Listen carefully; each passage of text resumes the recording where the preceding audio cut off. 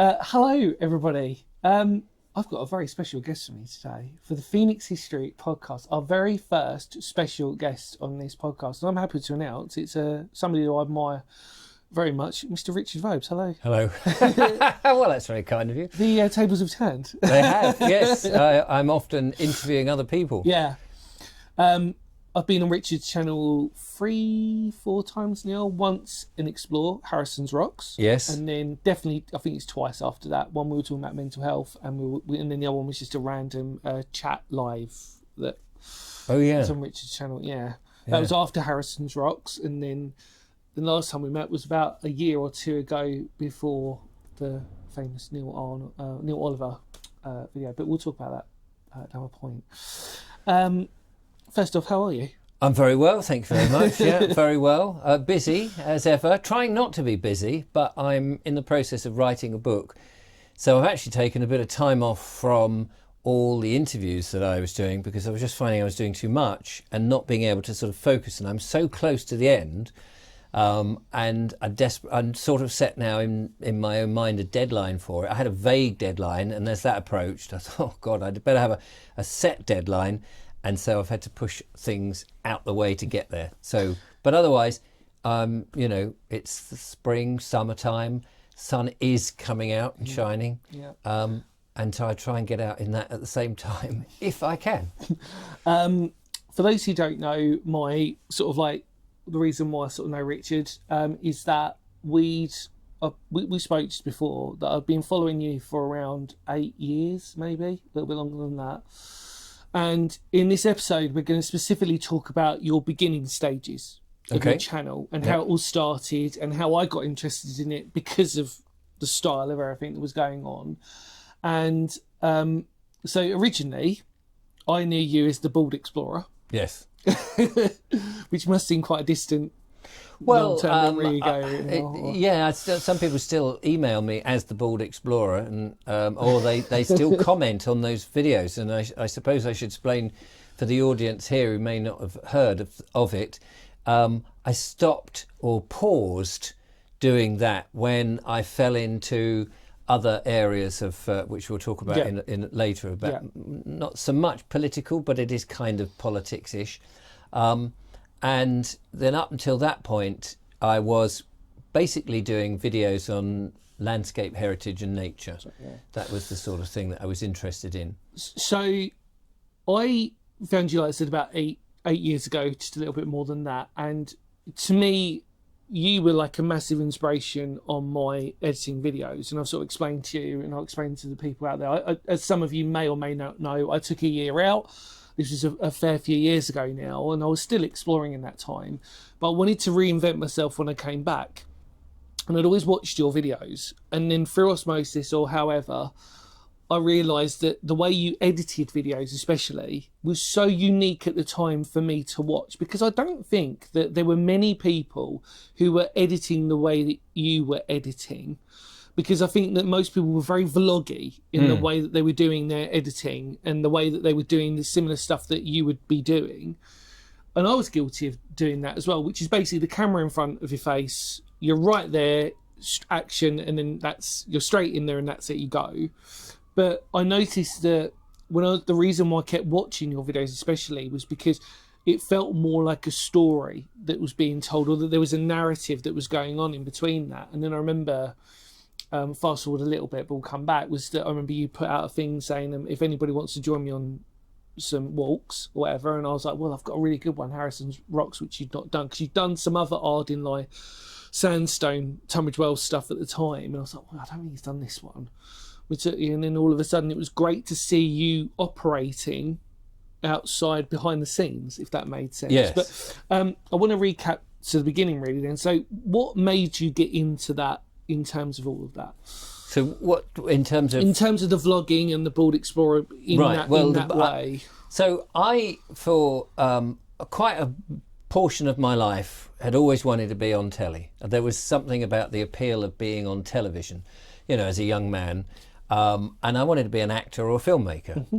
And I grew up with TV series like The Professionals, and the Avengers, the original TV version of the Avengers, not the blockbuster stuff, and those sort of things, and the Saint, Randall and Hopkirk. You could go on, all these sort of TV, and I fell in love with that medium. Yeah.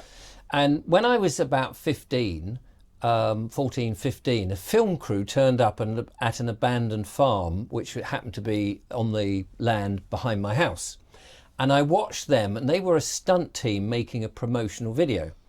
And I watched how they did. They climbed over this derelict farmhouse, and they were shooting each other, falling through roofs. And at one point, they set this woman alight on fire. And we watched how they did it, how they put the crash mats down, and how they put the petroleum jelly around the door frames to give the illusion a smoke machine. And, you know, and to a 15-year-old, it was like, wow, I want to do that for a living. Yeah. And so fell in love with the medium. And so I bought a Super 8 camera, and my mate and I, we kind of tried to do those sort of things. And you realise very quickly you don't have the ability to set somebody on fire. You can pretend gun things, but it wasn't quite the same. Anyway, that stayed with me for a long, long time, and I did a few jobs, but eventually I knew that I still wanted to make my own stuff. And to cut out a whole load of unnecessary, boring background, I ended up putting together a pilot for a kids' TV series, which was called Snug and Cozy. Snug and Cozy, yeah. Which was about two alien spacemen who crash land on the planet Earth and think they crash into an allotment with all these garden sheds. They have their own language, don't they? And they have their own language. And they think that these plotting sheds are holiday homes, you know, on this strange planet. And so then they have this this gobbledygook. Cozy, you slip because we like the idea is that if you don't have a language that anybody can understand, it's basically slapstick. It could be sold around the world. Well, we grew up on Pingu. That's right. Which is Pingu. Exactly the same thing. And I remember specifically, me and my partner Sophie were watching. We grew up on Pingu, and we spoke about recently how bizarre those types. Yet we could relate to it. Yes, it didn't make any sense. No. Or the clangers. Or the clangers. That was, exactly. You know, yes, the clangers. I grew up with the clangers. Oliver Postgate. Good stuff. So I just figured, well, if we could have this as an international program, you know, ultimately, I suppose because we at the time thought it'd be great to film in lots of different countries, because you could have these bald-headed spacemen turn up and look at the pyramids and be knocking on the door going, hey, Cozy, shabba shing shabba, open it up and let's have a cup of tea. And of course, that didn't really happen. We did 2 series and they went out on the telly. But then the whole political shenanigans, which we weren't part of, and a number of programmes, not just us, but a number of programmes didn't get commissioned. Right, yeah. Due to some backstabbing in the television industry. Mm-hmm. And anyway, I'd learnt by then that the television industry itself is a narcissistic, money-grabbing, talentless pool of complete and utter bastards, really. And they weren't interested in trying to get the best out of the performers or the writers. They were just about get it done quick and make as much money as possible. And that really narked me off. And so I thought, well, I'm going to do my own stuff. And then, of course, I was thinking, well, we'd got used to comedy props. That we had a spaceship and we had a set and we had various silly little props that we had in the show. And of course, when you're doing something on YouTube, you think, well, I haven't got any money to do any of this. Mm-hmm. And then I realised there's the great outdoors and the scenery and the English country and its history was just so wonderful. And it's all there. And at the time I was sort of starting, I was thinking, not many people really take advantage of it. Yeah. They'd sort of forgotten about our history. It's there, but because it's ubiquitous, they don't really notice it. I think that's the thing, is that I think we need to put this in context for people, is that when you came out at the time, which isn't, in the scheme of things, not long ago. Not that long ago. It's surprising that even when you came out, there wasn't many people doing that type of vlogging or that type of exploring. You know, there was urban explorers, myself included, and people like that, which is the extreme end of exploring. And then you've got people like camping, van life, canals, all this sort of stuff. But there wasn't people that were really just exploring in a practical sense and embracing the outdoors like what you were sort of doing. And I think that was what really made me attracted to watching your stuff, was that it was the minutiae of these tiny little things that you blink and you'll miss. Yes. On any other street that you'd walk past, you go past every other day. And yet you'd be going down there and picking out certain individual things. I'm like, oh, wow, that is so interesting. You know what I mean? Well, I mean, we're so blessed in this country that every square inch has got miles and miles of history on it. Yeah, absolutely. And of course, that's the thing. We walk past it, and unfortunately, what with a lot of, particularly in the 1960s, a lot of buildings were pulled down. Yep. And we're seeing that again, where history is just being roller coasted over. Or things are building and nobody's preserving them and looking after 100%. them, and they're crumbling in, or they go to preserve them and then they change the whole feature of them in their way to interpret it, and you think, I wish you hadn't bothered. I literally made a video on this recently for people who haven't seen. Obviously, I was in Gravesend and there was a perfectly abandoned community hall, and we were saying, why is this abandoned? Yes. It could be used. Yes. It could be. I appreciate that cost to renew stuff is more expensive, which always defies logic to me. It's more expensive to renovate rather than just to completely bulldoze and start again. But my problem was exactly the same as what you were sort of saying. I was biting my lip a bit because I was like, I had to make a video on it to say, why are we letting these perfectly stable buildings that could provide an incredible piece for community be let put to waste? Well, I would, definitely, and I would say that things like, and this is getting a little bit off topic, but these things like youth centres have all disappeared. Well, this is it. Well, this is what that was. This was like a sort of like it was sort of like a youth centre type of daycare centre in the middle of a block of flats. Right, and what do kids need? You know, exactly. Especially kids when they get to about 12, 13. Yeah, they need that company of others, interaction, playing games, and 100%. Being creative, and not being let to just be behind screens. Yeah, and this is obviously like for bringing it back, I suppose, is that the idea of obviously what you were doing was really encouraging people to take a look and to, especially for me, to sort of go, maybe I need to just appreciate the outdoors even more than I was. Do you know? Well, yes. I mean, part of the message, if there was a message, a conscious message, was to say you only need to take a 5 or 10 minute walk and you've passed a number of interesting things.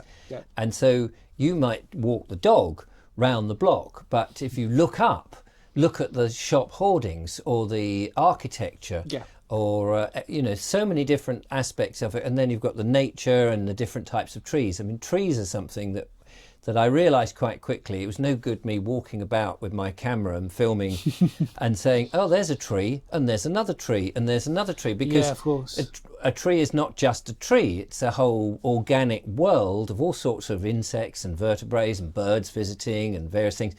And of course each tree is different, and so I had to quickly then learn to spot and recognise what tree was, an oak from a birch, or an ash from a mountain ash, or a rowan as it's called over here, and then other things would you knew if you were walking through woodland and there was holly, you would go, this is a much older woodland than perhaps that one over there, which is a coppiced woodland full of sweet chestnut. Yeah, of course. I mean, my ones that I recall really well were obviously the ones with Dumpman. Oh yes, but that was because that's my kind of thing. Now, I don't know if we've got time to explain Dumpman. Sounds bizarre, but he was. It's like Stig of the Dump. Comes out. Hello, he does. Boy, come with me. But he, I don't want to put words in your mouth, obviously, but he's very well known, or was well known for exploring abandoned railway tunnels and abandoned railway lines. Really, it was more the actual line in context, wasn't it? He loved the line and the stations. Yeah, and he used to travel around on a chopper. That's right. Yeah, on a chopper. Yeah. And I interviewed him a few times, and we went out on location, and he'd show me these different tunnels, railway tunnels, or stations, or the line with interesting features. And he told me about his videos, and of course I was using digital video, trying to keep up with everything and make it and put it on YouTube. He wasn't putting his content on YouTube. No, he was still filming in analog, in high 8. And he was buying up old high 8 cameras and then pulling out the bits to keep his main camera going. No stabilisation, riding around on a chopper, giving a commentary as he went along. And they were hours and hours in length. But the railway fans, being fans, are fanatical, and they love the minutiae of every little part. Yeah. So he could stop and say, look, there's still a bolt here from 1957 when Richard Beechings came down with the cuts and this line had to be shunted over there. And people go, oh, how exciting. And so he had loads of that stuff, and he was selling his videos on DVD. And people had to subscribe to his list, and he would send them out when he made. So quite amazing chap, but lovely bloke, and he knew all these things. And we went and did various things. And one of the ones that I liked the best, I mean, we did tunnels and stations and things, and there was this lovely one at Singleton station with all these trees growing through the platform. And it was sort of, are we supposed to be here or not? Well, there's no sign saying you can't be, so, you know, let's take it as is. And then the other one was the Daddy Longlegs on the seafront. Oh, in Bryce, Vobes Railway. You remind me, actually, I might want to do a video on that myself. It's so interesting piece of history, that. Yeah. Bizarre structure to look at, very War of the Worldsy type of absolutely. Like, And you just think, why did that sort of style never catch on? Even though, I mean, it was a period of great inventiveness. Devil's Dyke as well, which you spoke about. I know you've done a couple of videos on that, and with the vernacular going up the side and the pedalling merry-go-round or whatever it was. And of course you go back there and you can walk over there completely oblivious to it, or if you know that these things happened, it kind of has that ghostly evocative nature. And you must find that when you go to a place and you think, I find it more when it's a ruin than, say, it's just a bit of a wall and a bit of a window. Then if you go like on that, I totally agree. But if you go to a place and it's still there, I couldn't agree more. I could not agree more. I've said this so many times before, is that, so my partner Sophie, obviously you'll probably know Phoenix history, she loves her ruins. And she loves them because not only are they beautiful in their own sort of way, but they tell, in my eyes and her eyes, more of a story. How did it get to that place? If it's just an empty hollow shell, like you said, it doesn't really do it for me anymore. When I was younger, it was, because it's kind of like that sort of like latchkey kid mindset. Oh, what's in here? But really, they're just hollow shells covered in graffiti and God knows what, you know what I mean, whatever. But ruins now, for me, the older I've got, the more I just totally different mindset. Because you use the imagination. Absolutely. And that's what makes it. And even places like Chichester, which was a Roman city. With its 4 gates. And you can stand on the spot, and even though there's nothing, I mean, there's the Roman wall, but then there's no element of the gates left. But even that can evoke a certain, you kind of picture in your mind the Roman gate, the archway, and perhaps how it was, and the wall, because there's enough of the wall to sort of think, well, that must have swept round here. And it's nice to do that detective work. 100%. As you're walking around and going, oh, look, there's this bit and that bit. They must have joined. There must have been a door here. And that whole process I found, and still do, not that I've done it much recently, that whole sort of self-detective. It's like we would go around churches and then you start looking at the churches and going, oh, that aisle is a latter edition. Of course. That door was never really there when they used it. Or where's the north door? Where's the north door? Absolutely. When they used to parade around and through. And then who's this effigy on this this tomb here and all of that. It just once you do that, rather than just visiting and going, oh, it's a nice church, you know, nice window. Once you know a little bit about it, you start to fire up the imagination, and that's where it really comes alive. Did you sort of like subconsciously sort of know when you were editing the videos about like the walking shots, for example, and the journey? Was it a deliberate thing that you were doing when you were, because it seems like it was, do you know what I mean, because it was more of a story, but was it a purposeful, right, okay, I kind of know exactly how I want this to be set out every time I was sort of doing it, or was it? So I mean, because my background was narrative stuff, in terms of visually telling a story. So a walk, I mean, you know, most of the time in the early days, I would just say, hello, welcome to the Bald Explorer, I'm out on another walk. And the walk sometimes would just be purely a walk over the downs or through woods, and I would stop at interesting things. Sometimes it would be I'm walking around the church or through the church and going somewhere else. But to me, there's a beginning, middle and end. There's the beginning, the setup of what I'm going to do. There's the middle of actually doing it. And then there's thanks very much for watching and see you on the next one. And so I always felt it was a story, even though it's a very simplistic story.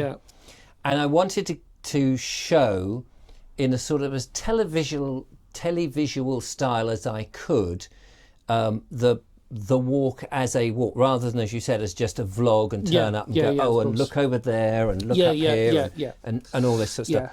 And so I would deliberately set out, when I would get to the, say it was a church that we were looking around, I'd look at the church and go, there's the gate. Okay, let's have a low shot, me walking through the gate. Yeah, of course, yeah. So I set up a camera, low shot, I run back, and then I walk nonchalantly along like that, past the camera, and I think, well, obviously I now want to get to the front door. So I would tell the story in a series of shots, and then I would do it again with the camera, perhaps vloggy style, and mix the two, where I could cut as I come through the gate, the lich gate or whatever, and I walk down the gravel path towards the thing, and then cut into that, me talking of course, to the camera and going, oh, today I'm at St. So-and-so's church and it's going to be fascinating. I hear there's this, that and the other inside it. And then, and the great thing was that I had the freedom then to cut at different points. Yeah. But in my mind, I'm already editing the film. Yeah, I get you on that. Yeah. I'm already editing, because I'm editing, so that, and because of that, the edit was quick. Yeah. Because I was mostly filming sequentially. Yeah, I get you on that. Although I might do a master shot of me to camera stuff, and then go, well, I was a bit wobbly there because of the ground, or you know, I tripped over there. Well, I'll cover that with a wide shot of something, and then I would take all the cutaways, you know, the bell tower and the clock and the door and the tombstone to set the atmosphere. Yeah, I get you on that. And then you've got to find the music that would just fit everything, and that is an art in itself. Well, I know. Tell me about it on that one. I mean, that's just been like, it's just one of these things that I sort of think is, sometimes I might get it wrong a little bit in terms of the mood that it is, but other times it's kind of like, I like to sort of think to myself, as a former musician, I'd be more insulted if somebody put on a comment going, that's the wrong music for this, I'm all blimey, you're right. And one of the things that I used to love to do particularly was, if I've used music, I wouldn't necessarily always start it from the beginning. Sometimes it was how it finished. Yeah, I appreciate that. And so you're filming something, and then you know that the next bit, when you go through the church door, you're going to say something to the camera, and you want that music. You've had that very evocative sort of stuff going on. A couple of shots here, a couple of shots there, you know, some artistic shots, whatever you can get. And then you want, you want the music to end, and then you hear the door handle go, and you come through and say, and inside here, I know there is something very different about whatever. And you just want the music to come to that point. And I loved that part of the editing, I get you on that, where you're building the jigsaw and you're just going, this will fit, and the music comes to an end, and you can shuffle the music around. Yeah, because you use exactly the same terminology as me, jigsaw. That's how I perceive it as. Do you know what I mean? Because I'd like to, these days, I'd like to think that you're probably the same, that once you got into it, you got into a rhythm. So in essence, you were doing it sequentially, hopefully, because you got into an idea of like, oh, this might look good here and this might look good here. And you sort of, like you said, you're editing it in your head a little bit. And then one of the lessons that I always learned was that, which I do more now, is that the more I filmed, the more options I had later on. And I always found that I'd rather have more options in terms of walking shots or different angles than not. Because, especially on my channel, because it's a history-based channel, if I don't get the right shots to document the place, I'm like, oh, blimey, because then somebody's going to turn around and go, well, you missed this bit. Yeah. So I always felt that the more I tried to record in a place, the better I'd feel more comfortable in it, because I had been undone a couple of times where I'd come back from a place and I was sort of looking at the footage and going, well, there's enough there, but it's not enough to, you know. And if you've got a certain style of cutting quite regularly on a certain type, and then you haven't got enough shots. But I worked very quickly. I worked incredibly quickly, and when I would take people who came with me, or I was interviewing them on site and what have you, and I'd do an interview and they'd say, right, okay, I just want to get some shots from behind, shots over there, shots over there. And they would be sort of sitting there, and I said, oh, hang on, I'm just going to get a shot of it. And I would be running around with the camera, quick shot there, and then in my head I'm going, 5, 6 cut. And so, because I know I really only need 3 seconds, stable 3 seconds of something, bang, bang, bang, and I might do 3 or 4 shot cutaways in the edit, in the final edit. So so I might have to get 20, 25 cutaways over one thing. And then, of course, you're interviewing somebody and you think, actually, I want a shot from over there, but Yeah. you're going to be out of focus because I'm actually going to be on a relic in the church here. But because we've recorded the interview, I want to have a shot where it's going to be edited. And they have no clue what I'm talking about. But they just go, OK, do what you do. And I said, right, we just need to talk about nothing because that's going to be mute and edited in over the... Just to build... It builds context to where you are. But that's what I loved about your channel with the individual stuff, was it was that level of detail that you picked up on, where other people, probably including myself even now, wouldn't think in that extra little bit of detail to sort of do that. I was always trying to copy what they did on the telly. Well, this is what I was going to ask you. So there's two important questions I wanted to ask you. Was one, who was your biggest inspiration? Were there any other YouTubers that you're watching? Because like we said before, as far as I was concerned, you were really the only person doing that style and the way it was. So I'm curious to know if there was anybody else that was out there, or was it just instinctual, really? It was, well, I mean, I watched documentaries on the telly, and I noticed, and there was no specific one because I used to watch all sorts of stuff, but and of course films. And I noticed certain trends that people would do. I mean, very often you might have a situation where something happens, and then to bridge to the next scene, you have a shot, which might be a travelling shot, for example. And there's one image that comes to my mind, and I can't remember what the programme was, but it was somebody who was travelling in an old vintage car, and he goes from this location, interviewed somebody, blah, blah, blah, nice chat, nice shots, all that. And then he leaves, and he doesn't sort of leave this scene. It just cuts to a very low shot, some green weeds, for the sake of argument, right in the foreground, in focus, and his yellow car, I think it was, just went down this country road, all blurred. And I remember thinking, that's a lovely way of bridging, because you know he's going, but you're not just always in focus, and it's nice, but you were focused on something, so your attention was driven to the weeds. So I use that technique a hell of a lot, and pull focus, of course, and drones and things like that. I mean, took me a long time to get into drones. Well, we just started on mine, which we've spoken about before. I just invested in. And the thing with a drone is not to overuse it. Was it? That's the thing, you know. Because I would, and the other thing I liked very much, if I could do it, and I couldn't always do it, was to get the shot where the camera, and you see it in documentaries, where the camera crew is, say, the other side of a river, and all that, and you're on that side in almost an impossible place, or sometimes, you know, you're up a big rock and the camera's right over here, and you think, how the hell can I do that without somebody else? And you sort of ring them up and say, okay, can you, I'm there, can you record it? So if you had a mate, but most of the time I'm doing it all on my own.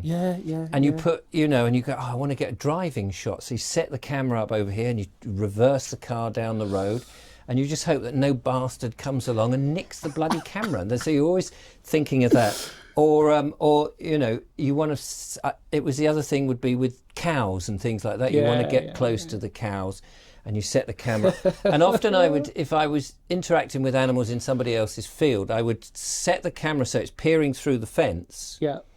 Sometimes I would show the fence to show that, you know, just edge of out of focus. And sometimes I would cheat so it looked like I was in the middle of the field, but actually go through the fence, so you couldn't see the fence, and you'd see me come up to a cow and go, oh, I don't know about that. And then walk.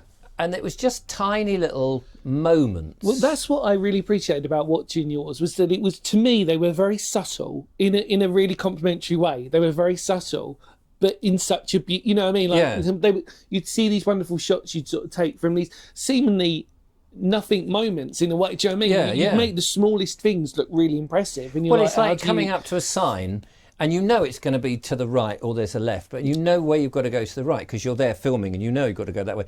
But I would always, there was a sense of acting. Yeah, I appreciate that. So you come up to the sign and go, of course. Oh yeah, that way. And you try to make that as natural as possible, but of course it's so unnatural because you actually turn the camera on and they don't see that. I know, I appreciate that. And I can't remember, I think I made a video once of all the times I ran back to the camera. You know, I just, because I'd done it for a while and I thought, do you know, there's all these, because you do these shots, you walk along like this and you look at the sign and you walk away. And of course, at some point, you've got to come back to the camera. Absolutely, and I would just run back to the camera, turn it off.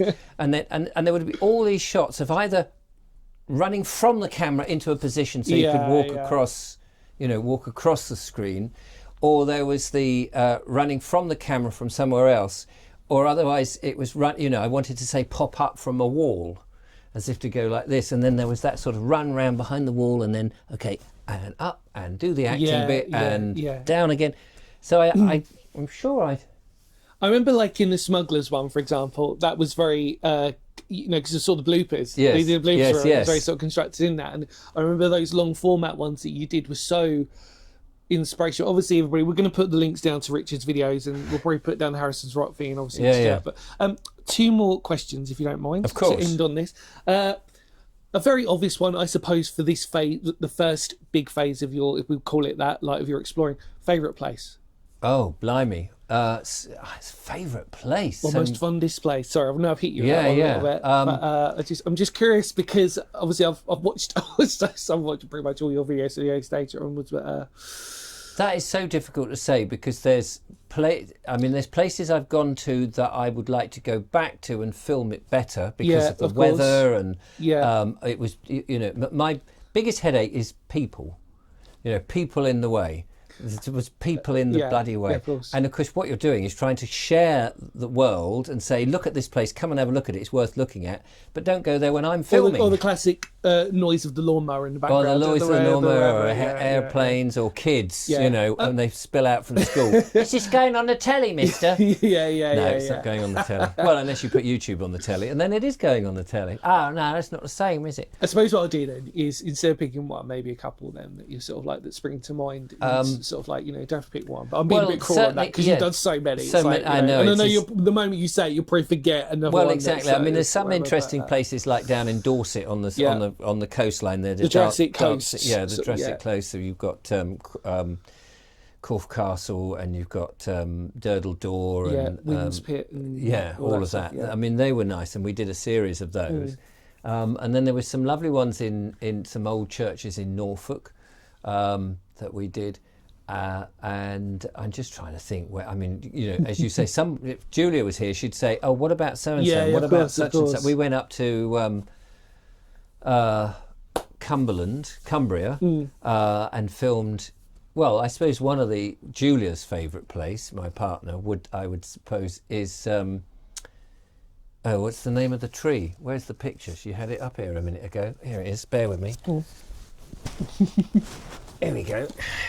Oh, well, wow, yeah, okay, yeah. The probably the most famous tree that is now unfortunately not there anymore. It's not there, got chopped down. Due to some very silly people. I'm just trying to bring the name of the place together. What does it's on Hadrian's Wall. Yes, it's on Hadrian's Wall. And so that was interesting.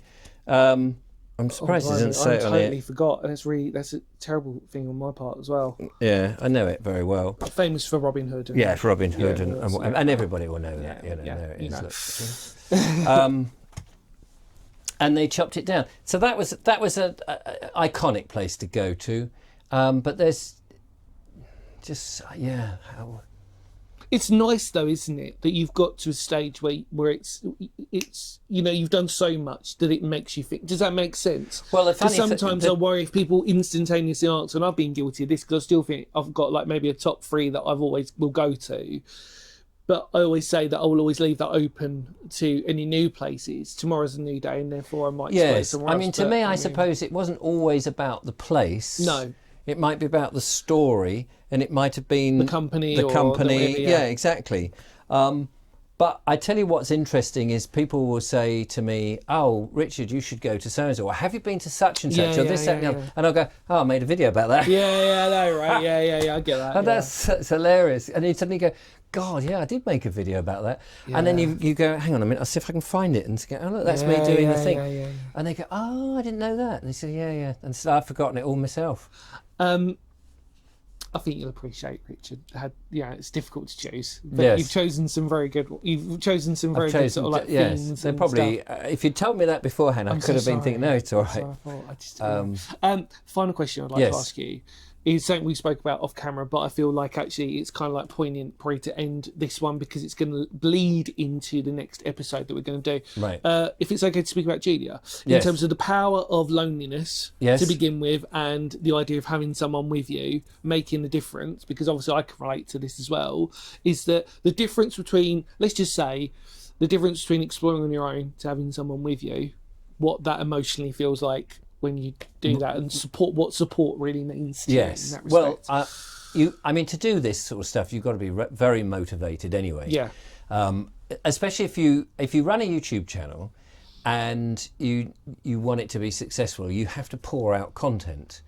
And if your content means that you've got to get up and go in your car and drive somewhere, rather than just sit in an armchair and waffle about, what's going on in the world, which is what I latterly do, my sins, then you need a lot of motivation to go out there and do that in all weathers, because I got to a point where I was making a video every single day. Yeah. And I kind of was cursing myself if I could not, or chastising myself if I could not make a video. And I had to do something, even if at the end of the day it was just a walk through the park outdoors.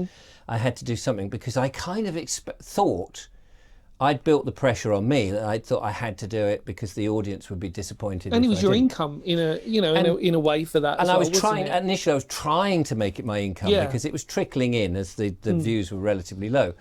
And so you need a lot of that. So I'm very self-motivated anyway in the things that I do. So I would beat myself up if I didn't go and do something. Of course.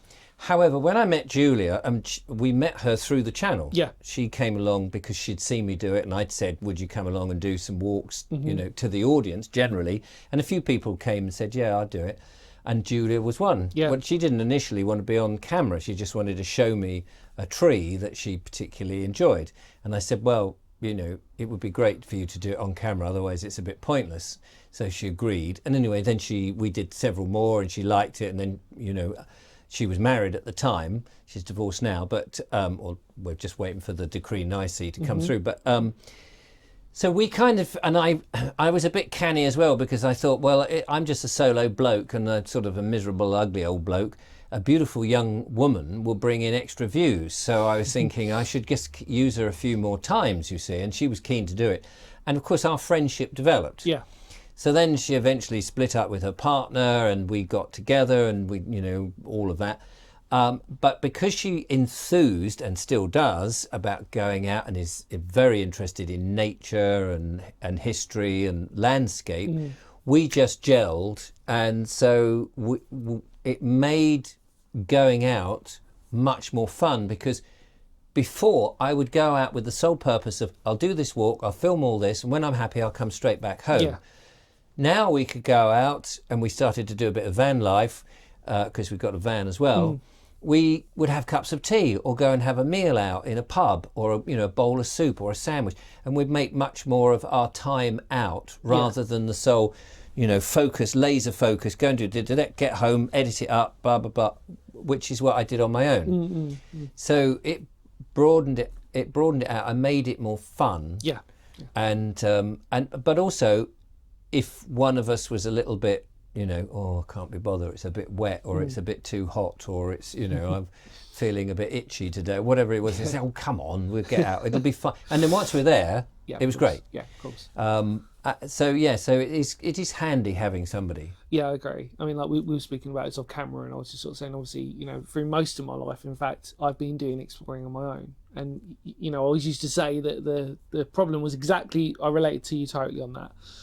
And I also found that I find it almost impossible that these days to do a YouTube channel and make it successful on your own. I actually almost think you need other people to be with you, not necessarily in the video or anything like that, but to be a part of it in some sort of way to help push you on those days when you don't feel like it's sort of going. I think the secret of YouTube tends to be the energy. Yeah, I agree. I mean, that's a good point, actually. Unless it's a how to fix your lawnmower, and a step-by-step guide, that's sort of very matter of fact, and that's fine, because people just want the information very quickly. Yeah. But if you're doing something which has a sense of entertainment, like exploring does, it's not just about here's an old church or here's a ruined building, or here's a cave that no one's ever been in, which is rare to find something that no one's ever been to before. Exactly, that's the other thing. So it's to bring personality, but an energy, so that people go, but not too much. Because, some channels are extremely successful, and you see these people going, "Hey, wow! Look, I'm looking down here. It's amazing!" And you go, "Oh my God, this is too much." Yeah. But it's a sense of energy that isn't, And just through here is a very nice Ford Cortina that's never been driven for 36 years. Unless, of course, you're doing it in humour style, and humour, of course. And not taking yourself too seriously is another thing that I found, and I never take myself too seriously, certainly not on camera, because life's too short. I think that's the definition of exploring, though, isn't it? I think you pretty much summed that up really well in terms of, like, for me, I overthink a lot on my channel, and I'm very guilty of it, because you said actually something that really rang true to me, which was, I'm always worried that if I film something that a billion other people have filmed, what's going to make me any less interesting than the person who's done it before? But my mum rightly said, and I'm sure you're probably going, I reckon I can read your mind on this, it's about you as the individual that separates you, not the location itself. In the end, people don't really care where you go. No. Because if they're invested in you, they want to see you, Dan, turn up at that place. And you could, and I have played with my audience in some things. I have gone to places and Treacle Mines? The treacle mines was one, and sort of gone, oh, there's these wonderful treacle mines, and then and it's like, well, where is it? And that was very much in the early days. But yes, I mean, you could literally go, I'm going to go and see this wonderful castle. It's absolutely fantastic, and it's just down the lane. Come on, we'll go and have a look at it. And then you round the corner, and there's, of course, it's just an ordinary field, and you could get away with it. You could go and go, well, that's very strange. It's marked on the map. It's no longer here, but it was here last week because so-and-so visited it, and I watched his video. What have they done? Maybe they've hidden it. And you could turn something, or if it's a mistake, or it just rains, or things go wrong. People love it when things go wrong. I think I know that that's my weakness in that. It's more a confidence thing for me. Is that I don't know where I like to pride myself on my videos that I am exactly the same person that you see on the film as well as outside of it. I don't want to be that two different side of people. But on the same token, I know that my confidence is, I'm less confident on camera than I am out. Right. You know what I mean? In real life. And so, because I've already got that mindset of, like I said, like the moment I record something that maybe X amount of people have done before. Well, yes, and then when I started off doing them, I felt I had to be absolutely accurate. It had to be perfectly. Everything had to be perfect. I mean, I like the shots to be perfect as best I can, but I realised that actually nobody bloody cares. Ultimately, if it's 1834 or 1835, yes, there's somebody goes, no, it's 1835, and all those people, but I'm not worried about that. So in the end, I just started to go, well, this old house, I don't know when it was built, turn of the century, could be, it doesn't matter. I realised that a sort of laissez-faire, because I worked with my audience more than being absolutely accurate, because I'm not trying to be a history teacher. No, I appreciate that. That was it. And also, I didn't have time to do the research because I was doing a video every day. Yeah, of course. And you just so in the end, it would be like, well, this is what I think, and I may be wrong. And people love it that you say I may be wrong. Because it also encourages people probably in the comments to be a part of it. Yeah. Hopefully in a positive way, because you do sometimes get comments who are like, well, this is wrong or whatever. No. But actually, you'd like to think that 9 times out of 10 that there will be more people involved. And the comments, I mean, whenever anyone's got a nasty comment, or sometimes nasty comments are not really nasty comments, they're just people who haven't put it over in a terribly polite way, because they're trying to be quick. Yeah. And they'll say, no, it wasn't then, it was then. Yeah. And it's not that they're being necessarily snide, they're just trying to be helpful. But you can easily misread the comments as we all know in relationships, when you get a text message that was hurriedly done, and you go, what do you mean by that? That's not a very... And you say, no, I didn't mean that. I just, I did it very quickly, and I didn't put it very... And I think comments are very much like that. So you have to kind of give people what you get, benefit of the doubt. Thank you. Yeah. Richard. Yes. From the bottom of my heart, thank you so much. No, my pleasure. Thank you very much for letting me talk about the old Bald Explorer The days. old days. Yeah, the old days. Hopefully, more importantly, you understand, as maybe your fellow YouTubers as well, and you get an idea of what it's like, the dedication and the expertise to get into that type of thing, and not to feel sort of, you will, if you're starting out a channel and doing your own thing, don't get put off by what anybody else, especially people who are successful, because they have found over time what works for them. And over time, that's what I've had to let go of. Does that make sense? Not in a jealous way, but in a way of like, because I've sort of explained to people multiple times, is that because I'd done exploring before I'd started filming for at least 10 years before I'd even done it, to try and, I almost felt like I was having to prove to people all the time that of my experience of doing that. Do you know what I'm trying to say? And I felt like, I think, oh God, but like, I'm trying to justify what I'd done before. And obviously the classic case was the rule of thumb was, well, unless you filmed it, if you haven't filmed it, then you've not been there. Whereas I'd been, a lot of these places I'd been to multiple times before, and yet because I'd not filmed them, well, I haven't been there, have you? And yet, even though I could describe exactly that building, exactly what it looked like and everything else, and I think that was my thing for sort of like letting go. But honestly, Rich, for me, I really mean this. I mean, like, your inspiration for me on your Bald Explorer stuff especially was pivotal on my stuff. And as I've sort of said before, that most people on my channel would know there was a distinct, in my year gap, complete change into the way I recorded. And that was, I hate to blow your trumpet, but it was predominantly down to you. You blow my trumpet. Someone's got it. Yeah. No, I appreciate that. But because of that, and obviously and then for you to actually even agree that you wanted to meet up when we did that Harrison's Rocks, which personally I enjoyed so much, our first encounter, that it just really meant a lot that you'd spent that time to even come out, especially not being local, and to do that. Do you know what I mean? And I mean, even when my channel, as we'll probably mention in the next one, it blew up because of some completely different area of topic and stuff.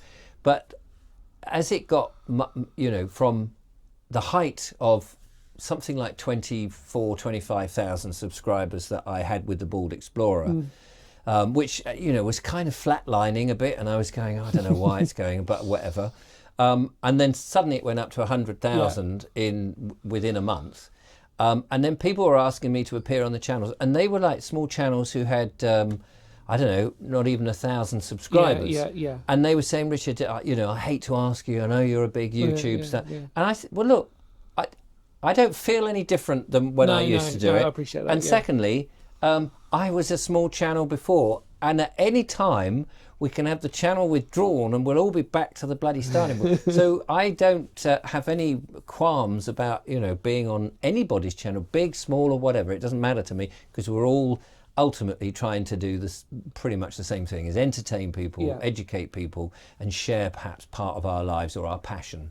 And on that beautiful note, thank you so much, Richard. Stay tuned for part 2, because part 2 is going to be a bit more juicy, I reckon. We're going to get a bit more in depth on this. It's going to be quite exciting, and we'll probably share our own experiences on that. But for now, thank you so much for, hopefully you enjoyed the wonderful podcast episode. Thank you, Richard, for joining us. We will see you on the next episode. So take care, everybody, and goodbye for now. Take care, Richard. Thank you, Dan. Bye.